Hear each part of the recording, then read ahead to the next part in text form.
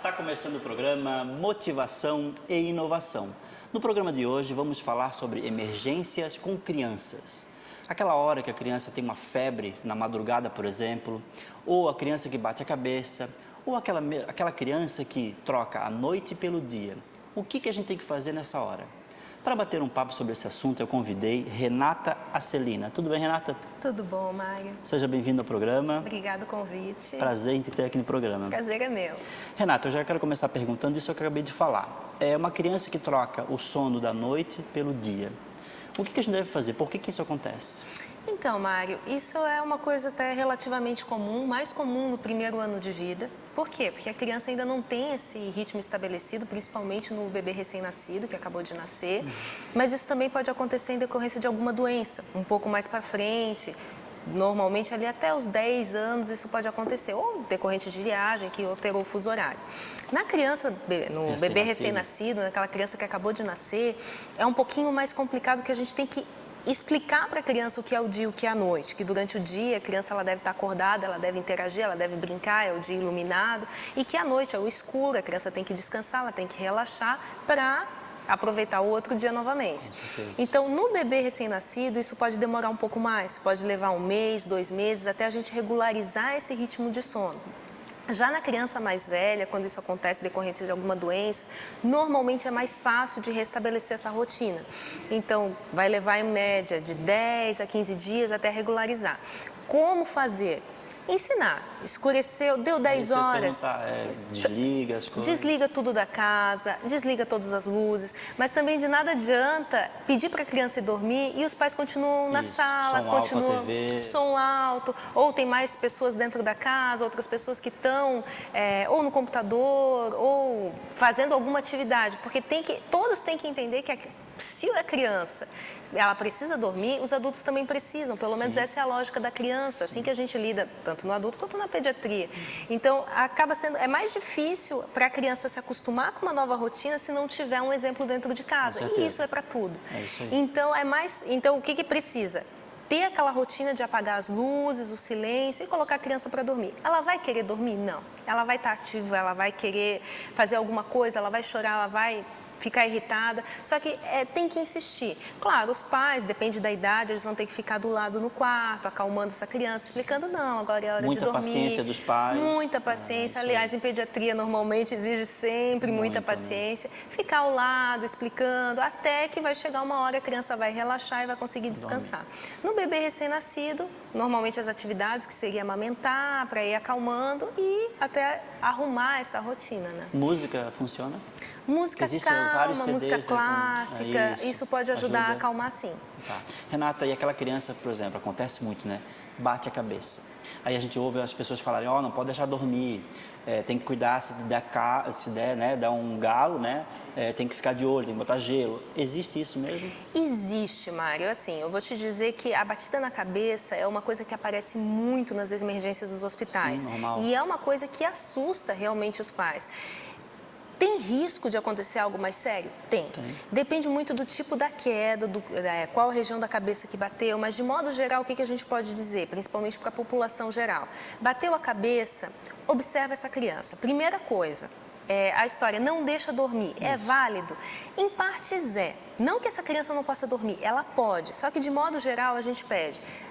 Fica de olho nessa criança e leva ela para uma avaliação pediátrica, avaliação de um médico, de um pediatra, de alguém que vá ver como que essa criança se encontra.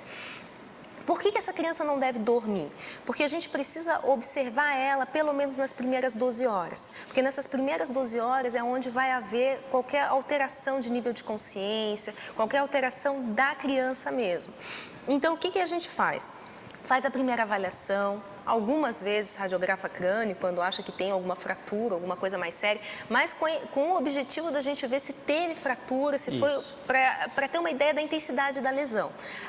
90%, talvez mais de 90% das lesões, das quedas que acontecem, elas são quedas leves, que dificilmente vai dar alguma coisa além de um galo de um hematoma.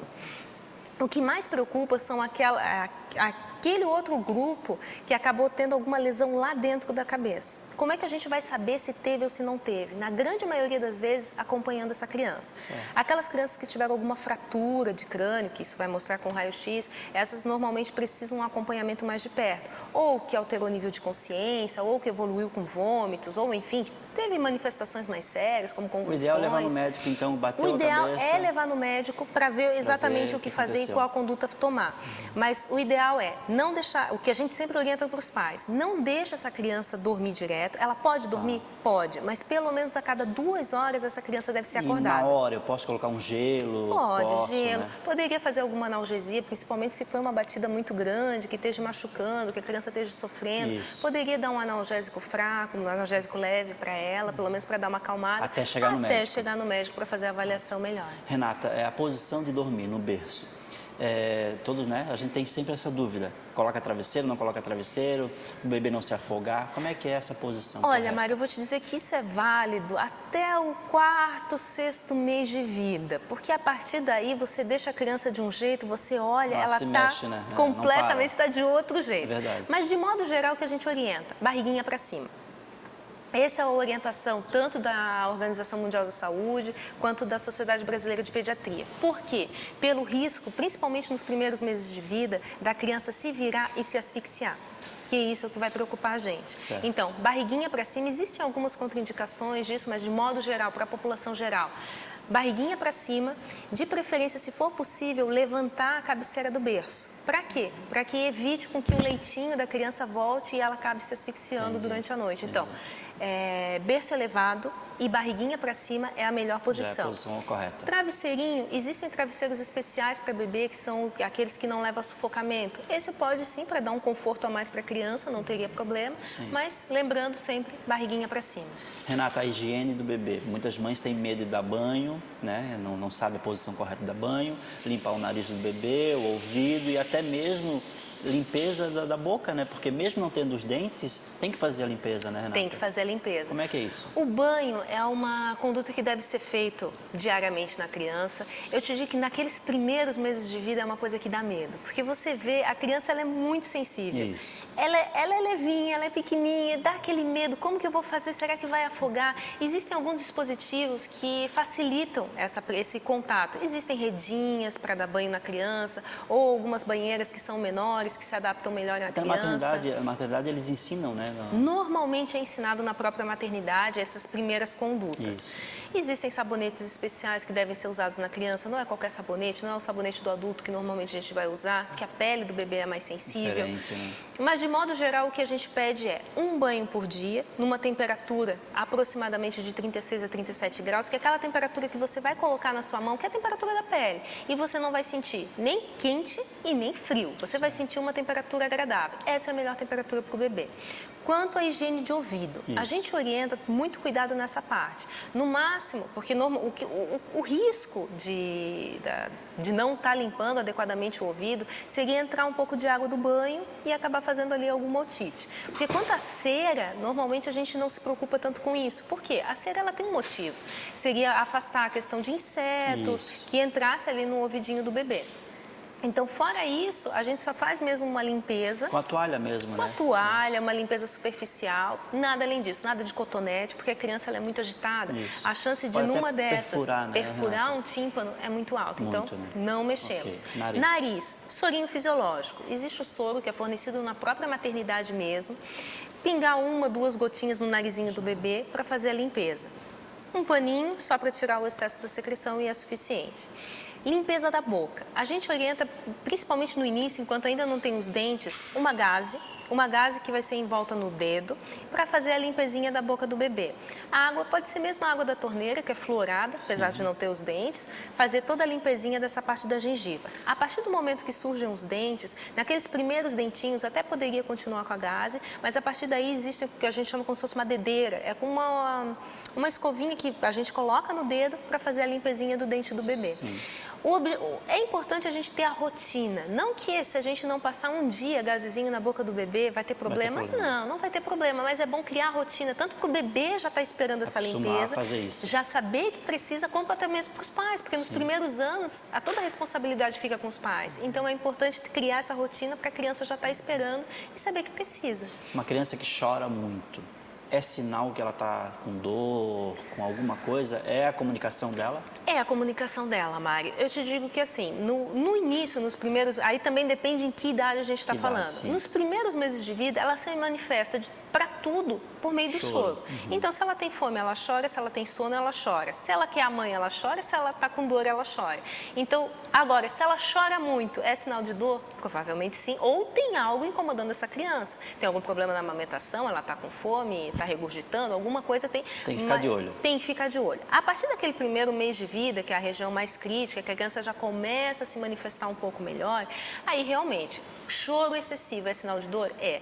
A partir do primeiro mês de vida, começam a surgir as cólicas, principalmente Assadura, né? as assaduras, as cólicas, os refluxos, que é o que mais incomoda nesse primeiro ano de vida. Sim. Então, realmente, aquela criança que chora muito, procura o pediatra. Tem algo que não está adequado nessa criança e que precisa ser visto. Ótimo. Idade para colocar na creche. Existe uma idade correta? Eu li uma vez que era 3 anos de idade, era o ideal colocar na creche. Aí Existe um padrão? Depende, Mário, depende de que... Porque hoje em dia os pais, né, precisam trabalhar. Né? Os dois, né? Porque antigamente a mulher ficava muito em casa. Agora Exatamente. Os dois têm que trabalhar. Aí depende de quem que a gente vai falar. Se a gente for falar com a psicologia, normalmente a psicologia tem uma orientação. Depende de que escola for seguir, pelo desenvolvimento. Se a gente for ver pela pedagogia, vai ter outra orientação. Claro. Vou te falar como pediatra. Como pediatra, a gente normalmente orienta para esperar até os 2 anos de vida. Por que isso? Porque a partir dos 2 anos de mundo... A partir dos 2 anos de vida. A partir dos 2 anos. Por quê? A partir dos 2 anos, a imunidade da criança está melhor. Então, ou seja, uma gripe, uma virose que essa criança pegue com 6 meses, a chance de evoluir mal é bem maior. Com 2 anos, essa criança ela já vai estar se manifestando melhor e dificilmente uma virose ou uma gripezinha vai se transformar em uma coisa mais séria. Entendi. Então, a gente orienta a partir dos 2 meses. Existem casos que os pais precisam, a partir dos 6 meses, colocar. Sim. O que a gente faz? A gente faz o suporte, a gente faz orientações de limpeza, suplementação vitamínica, se for preciso, alguma coisa para aumentar a imunidade dessa criança e ficar de olho. E claro, se for preciso, o leite medicação. materno é essencial. Com certeza, Mari. Então, e aí, o leite materno, a hora que que a mãe pode, eu posso tirar o leite materno e começar com leite em pó, sei lá. A gente na pediatria, a gente nem fala em tirar, eu sei que isso amamentar é essa criança. Assim, nasceu, normalmente a gente orienta essa criança a amamentar exclusivamente só o leite materno até os 6 meses de vida. A partir dos 6 meses é onde entraria as outras alimentações. Existem casos e casos que a mãe não possa amamentar, que tem algum problema, daí entraria com outro tipo de leite. Mas, de modo geral, como tu me perguntasse, até os 6 meses de vida. Tá. Complementando a alimentação, pelo menos até os 2 anos de idade. Okay. Nem sempre consegue. Normalmente, o que a gente vê é que a criança, aos poucos, ela vai largando, ela vai tendo outros interesses, ela vai tirando um pouco o interesse da amamentação. Então, ao longo do primeiro ano do segundo ano, que é entre 1 ano e 2 anos, ela já vai aos poucos perdendo interesse até desmamar por completo com 2 anos de vida. Mas complementar até os 2 anos. 2 anos. Renata, quero agradecer a tua presença. Foi bem legal, acho que as pessoas em casa tiraram as dúvidas, né, que a gente tem assim mesmo mais presente, né? Tá ótimo, Mário. Obrigado, vou te convidar outras vezes para participar do programa. Estaremos aí. Muito obrigada, Mário. Obrigado, eu agradeço. O programa Motivação e Inovação vai ficando por aqui. Até a próxima.